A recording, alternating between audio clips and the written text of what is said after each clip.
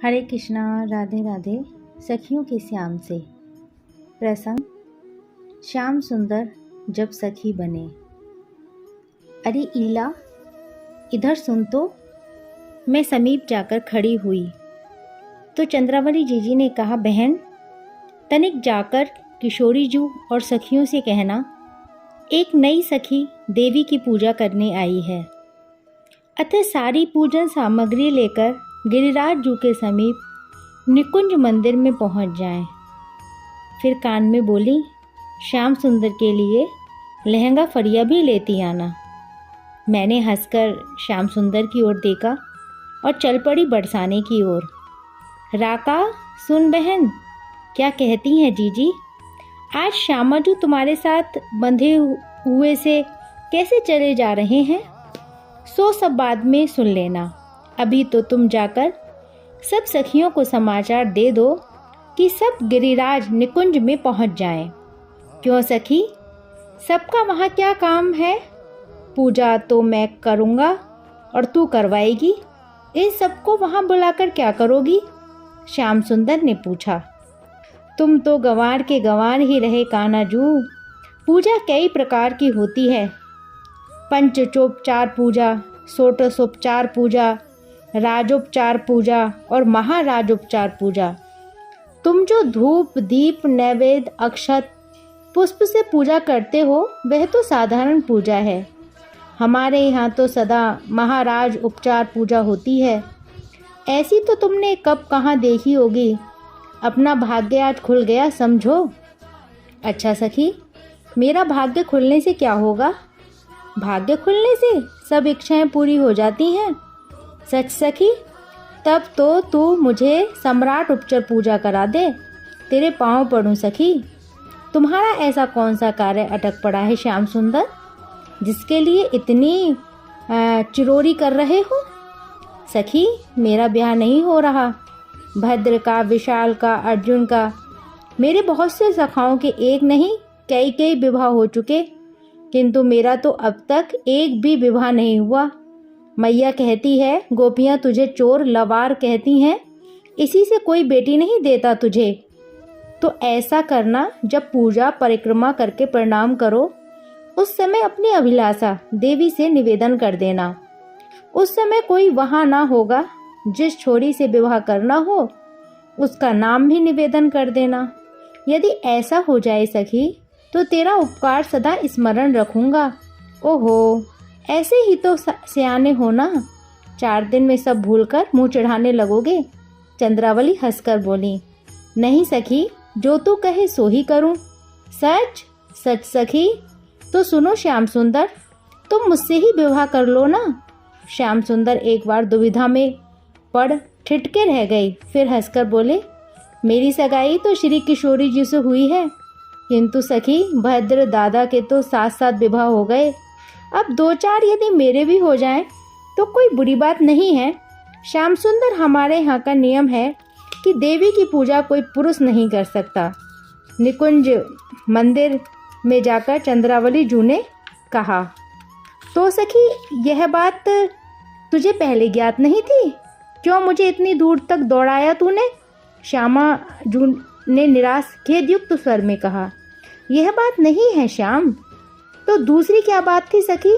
क्या पहले मैं तुझे नारी दिखा था और यहाँ आकर पुरुष दिखने लगा हूँ? श्याम खींचकर बोले। एक उपाय है। चंद्रावली जो सोचते हुए बोली, यदि तुम घाघरा फरिया पहन लो तो नारी भेष हो जाएगा, फिर कुछ दोष न रहेगा।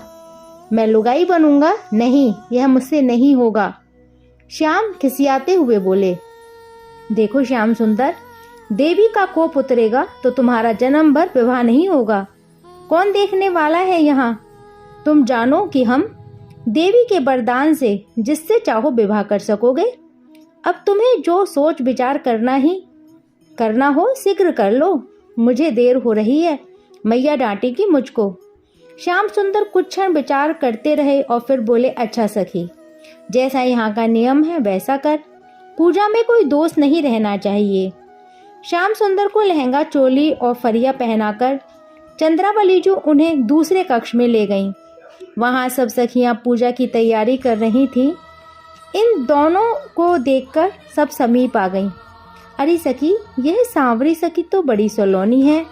किस गोप की बेटी है ये? क्या नाम है? कोई पाहुनी है क्या? इस प्रकार के अनेक प्रश्न सुनकर चंद्रावली जी हंसकर बोली, हाँ सखी, यह पाहुनी है। नाम इसका सांवरी सखी है। आज देवी का पूजन यही करेगी। तुम सब सावधानी से सहायता करो। इसके पश्चात सांवरी सखी की बाह पकड़कर कहा, चल तुझे श्री किशोरी जी के समीप ले चलूं। देख, तू गांव की गंवार है। राजा महाराजाओं से भला तुझे कब काम पड़ा होगा। वहां जाने पर भली भांति पृथ्वी पर सिर रखकर फिर चरण छूकर प्रणाम करना, समझी या नहीं? लठ की भांति खड़ी मत रह जाना। वे हमारी राजकुमारी हैं। श्याम सुंदर ने सिर हिलाकर स्वीकृति दी और सुख चाहते हुए श्री किशोरी जी के समीप पहुंचे। भेष की लज्जा और दर्शन के आनंद से उनके पांव डगमगा रहे थे। श्री किशोरी जी माला गूंथ रही थी। सांवरी सखी ने प्रणाम किया तो चंद्रावली जी से मधुर स्वर में पूछा, यह कौन है जीजी? पाहुनी है, नाम सांवरी सखी है। चंद्रावली जी ने हंसकर कहा।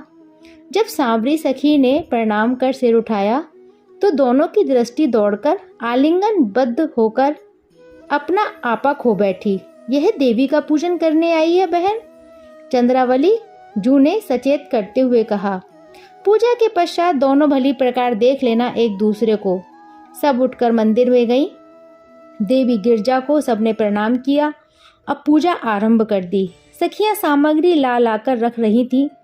ललिता सखी और विशाखा सखी उनमें से क्रमशः प्रथम प्रयुक्त होने वाली वस्तु को किशोरी जी के समीप सरका देती और किशोरी जी निर्देश देते हुए सांवरी सखी को दे रही थीं। चंद्रावली जी विधि बता रही थी और बहुत सी सखियां मंगल गा रही थीं। एक प्रहर भर पूजा चली। नैवेद्य के पश्चात परिक्रमा और कुसुमांजलि अर्पण कर सांवरी सखी ने प्रणाम करते हुए नयन मूंद हाथ जोड़े। देवी का ध्यान करके अपनी अभिलाषा निवेदन करो, चंद्रावली ने कहा। जो तुम मन, वचन और कर्म से एकाग्र होकर प्रार्थना करोगी तो देवी तुरंत इच्छा पूरी करेंगी। अच्छा सखी, अब देवी के सम्मुख नृत्य प्रदर्शित करो। श्याम सुंदर ने व्यवस्थापूर्ण दृष्टि से चंद्रावली जी की ओर देखा। हाँ सखी, यह भी पूजा का ही अंग है क्या? तुम चिंता छोड़ो, बाद हम बजा देंगी। विवश सांवरी सखी उठ खड़ी हुई। किशोरी जी एक उच्चासन पर विराजित हुई और अन्य सखियां उनके दाएं बाएं बैठ गईं। ललिता सखी, विशाखा सखी देवी पर चवर डुला रही थीं। 8-10 सखियां बाद लिए संकेत की प्रतीक्षा कर रही थीं। सांवरी सखी ने पांव ढुमराकर ताल और गुनगुनाकर राग बताया। बाद मुखर हो उठे। जय जय जय हरि प्रिया गौरी, जय सड़बदन गजानन माता, जग जननी कति भोरी माता, महिमा अमित अनंत तिहारी, मोरी मति गति कोरी हमारी, आई शरण जानी जगदम्बा, पूरो अभिलाषा मोरी होए। जय जय जय हरि प्रिया गौरी। नृत्य गायन के बीच किसी को तनमन की सुध न रही। सांवरी सखी जैसे ही पुनः देवी को प्रणाम कर उठी, श्री किशोरी जी ने लड़खड़ाते पदों से उठकर उसे हृदय से लगा लिया और मुख से बरवस निकल पड़ा, श्याम सुंदर। यही दशा सांवरी सखी की हुई। उसके मुख से भी धीमा उच्च वास मुखरित हुआ, राधे। दोनों के मन एक दूसरे में गंगा यमुना की भांति मिलकर अपनी पहचान खो बैठे।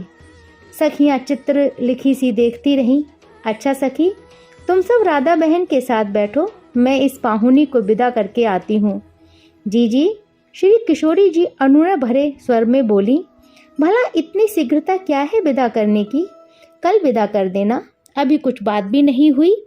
ऐसा अवसर फिर न जाने कब आएगा। मैंने तो इतने बरसों में आज ही दर्शन किए हैं, आज से यही रहने दो ना। बहन, इसे विलम्ब हो रहा है। देवी की पूजा करने को ही आज इसकी मैया ने भेजा है। देवी की कृपा रही तो ऐसे अवसर अब आते ही रहेंगे। अपनी मैया के यह एक ही लाली है, वह बात ताकती होंगी। आज जाने दो और अब की बार उसे जताकर लाऊंगी, यह फिर आ जाएगी। जीजी, इसका नृत्य, इसका गायन मेरे अंतर में समा गया है। ना जाने क्यों बिछड़ने की बात से हृदय टूटा पड़ता है। अच्छा बहन, जा ही रही हो तो अपने श्रीमुख से कुछ मधुर बात तो कहो, जिससे प्राण जुड़ जाएं। क्या कहूँ सखी? श्याम सुंदर अपना सखी भेष भूलकर बोल पड़े। जो दशा तुम्हारी है वही दशा मेरी भी है। तुम्हारे चरणों को छोड़कर पद पर पद पढ़ते ही नहीं, पर वाक्य अधूरा छोड़कर श्याम सुंदर का गला रूंध गया। सत सत सखियों के साथ ही श्री किशोरी जी के चकित द्रग ऊपर उठे और आनंद विहल कंठ से एक स्पष्ट बाड़ी फूटी। श्याम सुंदर, श्री राधे। वैसी ही गदगद बाड़ी कान्हाजू के कंठ से भी निकली। दो क्षण पश्चात चंद्रावली जू सचेत होकर हंस पड़ी और श्यामाजू इतना भी ढांढस नहीं रहा। उनकी बात सुन सब सखियां हंस दी। श्री जी के नयन नीचे हो गए और श्याम सुंदर सुकचा कर चंद्रावली का मुख देखने लगे। बस यही लीला का विराम होता है। इससे आगे लीला कल सखियों के श्याम से। जब तक के लिए हरे कृष्णा, राधे राधे।